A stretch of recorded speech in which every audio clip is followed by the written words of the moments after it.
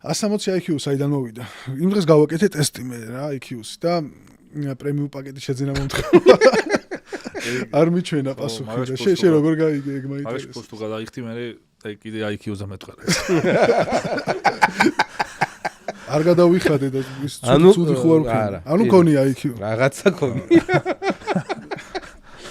თლათ ისეთი არა. აი რო გადაგიხადე. ეს კუბიკები გამომიჩინა რა, ეს კუბიკები უნდა დაგელაგებინა ლოგიკურად და რაღაცეები უნდა აგერჩია და რა. ეგრე გააკეთე შენც თუ უბრალოდ მოვიდა. ან ბევრი ის არის რა, იერარქია არის სანდო ტესტები, არის ისეთ რაღაც ფეიკი ფულის მახია რაღაცეები და მე როცა მაგით დავინტერესდი, მაშინ ყველაფერი გავაკეთე, ფულიც გადავიხადე, ბევრი რაღაცა გავტესტე და მე ვიდეოში გავაკეთე ერთხელ. და მე ინტროში მოვიფიქრე ეგრე და კარგად იმუშავა. 70-დან 90-მდე ითვლება დაბალად რა. და ვის ქონდა ის ვინ ეწერა მაგაზე იცი? კოკო შანელი. კოკო შანელი? მუჰამედ ალის ქონდა კიდე 72 თუ 72. არა, ალის კი არა. ტაისონს ალბათ.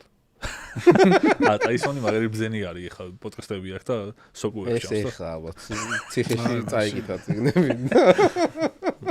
ხო და 90-დან 100-მდე ითვლება საშუალოდ რა ადამიანებში. 100-დან 130-მდე არის მაღალი. 130-ის მერე უკვე გაფრინდა. უკვე ხო აღარ იზომება.